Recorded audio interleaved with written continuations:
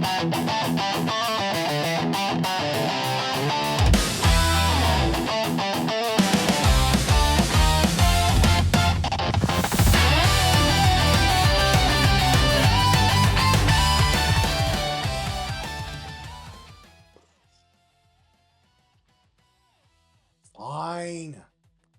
Hey everybody, I'm Cortez and I'm a critic, and welcome back. We're continuing our 2025 NFL recap. We're currently in the AFC East, and just like broccoli or Brussels sprouts when you were a kid, we're talking about the Jets. I am so happy to talk about the Jets. Oh, let's talk about them.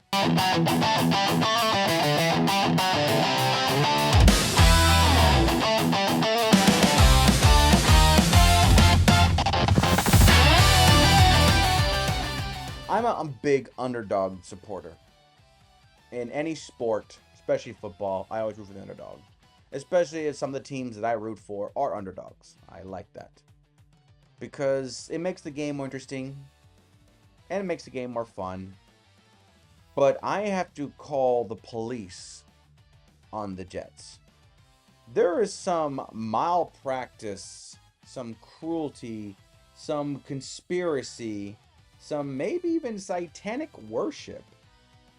Why the Jets are so dysfunctional that I am never the guy that will be yelling for people, especially billionaires, because I don't even have even remotely the concept of what it's like to hold billions of dollars. But I do know when you're not good at your job. But the Jets, I have no idea, my dude. No idea what you're doing. How can people like Jerry Jones build a loser team and rebuild it and then still keep them promising? And the Jets, you cannot. Where it feels like everyone else in the AFC, including your own division, has had more success than you guys have. Some of you were thinking that the Aaron Rodgers thing was going to lead to what Stafford and Brady did with the Rams and the Bucks. It didn't. And now, because it feels like you guys are good at drafting very good players, except for the crucial positions you needed. Quarterback, Geno Smith, Zach Wilson. And now you're using Band-Aids with Justin Fields and Aaron Rodgers. And you're doing everything you can. And I think you're going to have to learn from another owner who sadly got exiled, and rightfully so, in Snyder of the former Washington Redskins. You need to address this as accordingly and be like, you can't just throw money at it and hopefully it will work. You can't just say what Al Davis says, just win, baby, because the Jets, you're almost thinking, we need to win, baby. And it's really hard, especially when a team like the Giants are winning divisions, going to the playoffs, and winning Super Bowls. Because right now you have to accept the fact that your most successful era of Jets was Mark Sanchez. And right now he's facing, boy, legal trouble of his own kind. Oh boy. And with players like Sauce Gardner, who's gone, Revis Island that was there, it just feels like you guys had it all. You guys had Curtis Martin, LaDainian Tomlinson, you guys had everything. And you guys still couldn't get it done. That I just can't help but feel like I thought Rex Ryan was a good coach. I think Robert Saleh was dealt a bad hand and you guys quit on him so early, but quite frankly, he should be happier. But then again, he's in Tennessee, so he might be going back to hell too. But with everything happening with Justin Fields, I said 7-10. I felt like the Jets defense would be enough. Maybe get some brights, but maybe Justin Fields can strike a win here and there. So I felt like you guys are still putting a band-aid over this. But if things went really south, I said 5-12. The Justin Field experiment doesn't work. The defense is not as good as it used to be. And you're basically putting Aaron Glenn into the death sentence. But no, you went even more of a nosedive with a 3-14 season. And I just felt like, why? How? How can this team be so bad? How? And very much like I said about Tennessee, I can't help but feel like all this is on the front office's fault. For whatever reason, that when Cleveland can finally get their act together, when Cleveland is having more success, and you have become the laughing stock of the NFL, the Jets in New York, one of the prime sports capital of not the United States, but the world. And you are so bad that they're saying, talk about the Bills. Talk about the Bills. Don't talk about us. Talk about the Bills. Talk about someone else. It's not a good look. Your best game, and I say that reluctantly, but it's funny, not because of you guys, but because of the team you beat, was Week 13 versus Atlanta. Atlanta still had hope. Somehow they still had hope. Now, granted, they had a losing record too, so don't be too happy. But Atlanta had hope as the season started that they will be competing with Tampa and maybe win the division. And even I was giving them some credit that they could be a playoff contending team. They didn't, and they fell apart. But my question is, how in the bejesus did you beat the Falcons? Because the Falcons, they are a better team. Just Bijan Robinson alone is better than the entire Jets. So look at the stats. Atlanta nearly had 400 yards of offense. You guys barely had 270. The Falcons offense surpassed you in rushing and passing and time of possession. How did you beat them? How did you beat them? I don't know how. I don't know how you beat them. Looking at the play-by-play here, I mean, Falcons missed field goals. You missed field goals. Punt, punt, punt, punt, punt, punt, punt, punt. How? How? How? I don't know. I don't know. I think that makes the most scariest thing of all. I don't know how. Every statistic, everything that says you guys should have lost, but you won. You won. Maybe the Falcons gave up already. Maybe there was a couple of mob bosses in New York that were like, I need you guys to beat the Falcons. But we're trying to tank. No tank. I got 100K on this. I need you guys to beat the Falcons. Do this in remembrance of me. And maybe that's what you did. But stats, I can watch the entire game from coin toss to the end. And I'll be like, I don't believe what I watched. This is all AI generated. Jets beating the Falcons. I don't know how you guys did it. But it's funny that you guys beat the Falcons, though. It's funny. Worst game. And this is worse as in, thank you for showing our friends in Europe, because they're still our friends. I don't care what anyone says they're not. What American football could be very bad and very disappointing performance. Week 6 versus Denver. It was a London game. We showed our proudest moment of football. One, we sent the Jets, so that was not a good start. And Denver was there, and Denver was clearly the better team, but 13-11. 13-11. A defensive game. And quite frankly, I think it was the most appropriate that we showed more kicking. But here's the part where I have to show. As I showed the stats. Negative 10 yards passing. I could just say this about any football game, any level, high school, Pop Warner, Pee Wee, flag football. If I were to show a stat line that says, well, who won? And I say, well, one team had negative 10 yards passing. I think you don't have to be Sherlock Holmes and say, so that team lost. But when I tell you the score, you'd be like, how bad was the other team? It's almost embarrassing that a team that has negative 10 yards only lost by 2 points in a 13-11. One of the weird scores that you hear, you're going like, my brain does not compute. Like watching the game that's like the final score is 10-5. You're like, okay, I can see how mathematically that becomes that.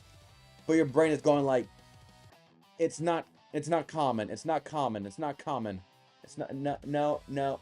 I see it, but it doesn't feel right. But yeah, that was the worst game because you showed the rest of Europe that, you know, I don't like this American football. I don't like American football that much. Looks kind of bonkers, kind of boring. I mean, even the players don't look that much having fun. So, no, I'm going to go watch a cricket match. At least a cricket match has more fun. That's what we're doing! You're showcasing a bad product. MVP. I don't want to even give an MVP, but I must.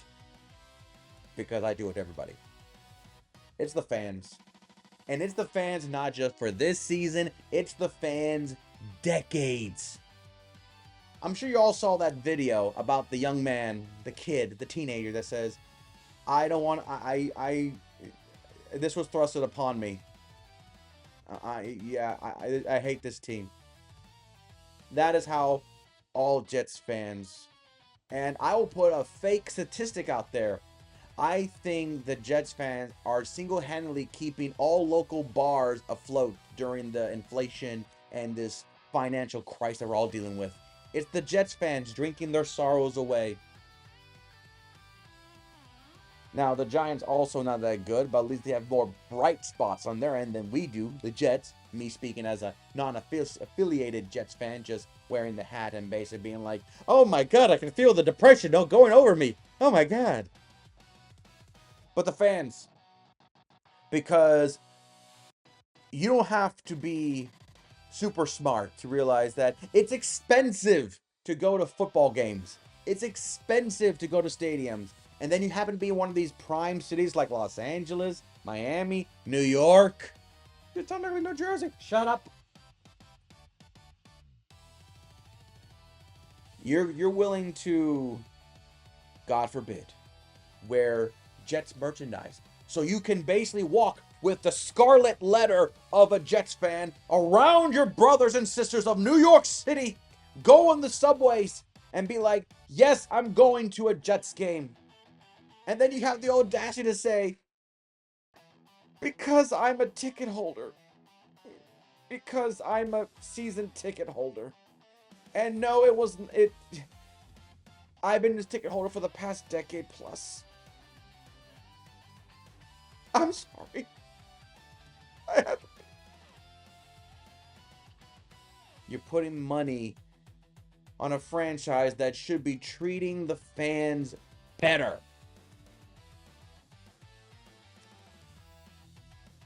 If Tampa can go from losers to winners, if Cleveland can go from suckers to contenders, then the Jets, seriously, what is it? Is it seriously because of Joe Namath? Did Joe Namath make the deal with the devil for Super Bowl III, and until he goes to the pearly gates, he will forever keep the Jets in purgatory? I'm not a big conspiracy because some of them are very funny, but this is the one where I'm like, I might believe that one. Jets fans are MVP, not just for this year, but for every year.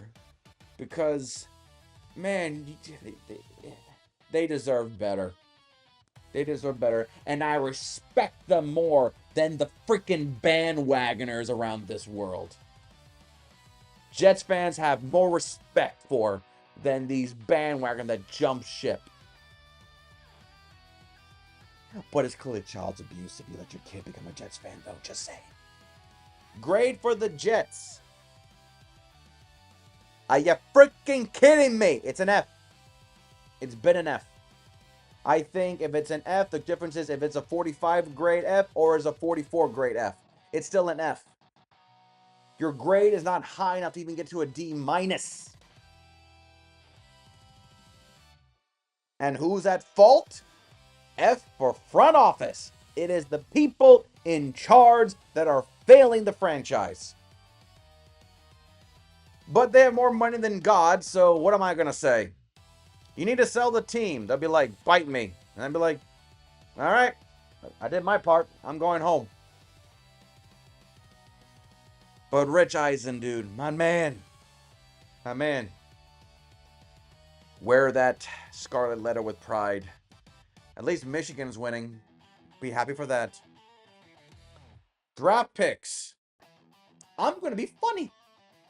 Not that I am not funny, or that I am already not funny, but I'm going to be funny. The Jets are going to draft an Ohio State defensive player. Yep. So, in no real order, but I do believe it will be an Ohio State defensive player, regardless who it is. So, with the second overall pick in the 2026 NFL Draft, the Jets will select Arvell Reese, linebacker edge, Ohio State. Or Sonny Styles, linebacker, Ohio State. I think Sonny Styles has more variety than Arvell Reese, but in the world of pass rushers galore, I can see the appeal for Reese. But Sonny Styles, I feel like he can do more than that. But if you don't pass if you can't sack the quarterback, then you're screwed. And then Caleb Downs, safety, Ohio State. Now, they do have another pick at 16. And this is the part where it gets interesting. I have a feeling the Jets will probably keep that pick, but I'm honestly leaning towards maybe they will trade it with somebody to get more, because the Jets need a lot more help than they need. So, with the 16th overall pick, there's a part where I'm thinking that, Mesinor,